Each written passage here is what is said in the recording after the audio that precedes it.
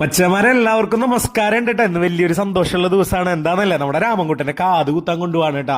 ഇതാ രാമൻകുട്ടൻ ഹാപ്പി ആയിട്ട് ഇരിക്കുന്നുണ്ട്. അറിയില്ല അവിടെ പോയി കഴിഞ്ഞാൽ കരയോന്നുള്ളത്. മായേനെ കൊണ്ടുപോകാത്തോണ്ട് മായ നല്ല വിഷമാണ് കേട്ടാ. ഞങ്ങൾ പോണത് മൂന്നുപീടികയിലുള്ള മംഗല്യ ജ്വല്ലറിയിലാണ് കേട്ടാ. നല്ല കളക്ഷനാണ് അവിടെ.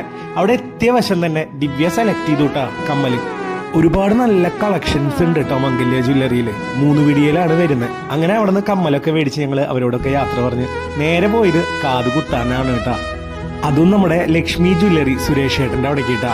സുരേഷ് ഏട്ടന്റെ അവിടെ കൂടുതൽ വലിയ ആഭരണങ്ങളാണ് കേട്ടാ. ഇതങ്ങനെ കാത് മാർക്ക് ചെയ്യുന്നുണ്ട്. അതോടൊപ്പം തന്നെ ആ ഒരു ഗണ്ണിലേക്ക് വെക്കാനുള്ള സ്റ്റഡൊക്കെയാണ് കേട്ടാ സുരേഷ് ഏട്ടൻ എടുക്കണേ. പുള്ളിക്കാരനെ നൈസായിട്ട് പറഞ്ഞിട്ട് അങ്ങനെ കാത് കുത്തിയിട്ടാ. അടിച്ച വശം തന്നെ കരച്ചില് തുടങ്ങി. അങ്ങനെ കരച്ചില് മാറ്റാൻ ഞങ്ങൾ രണ്ടുപേരും അങ്ങോട്ടും ഇങ്ങോട്ടൊക്കെ എടുത്തു നടന്നു കേട്ടാ. അത് കഴിഞ്ഞ് ഞങ്ങൾ നേരെ പോയത് അവന്റെ മുടി വെട്ടാനാണ് കേട്ടോ, നമ്മുടെ ബയ്യയുടെ അവിടെ.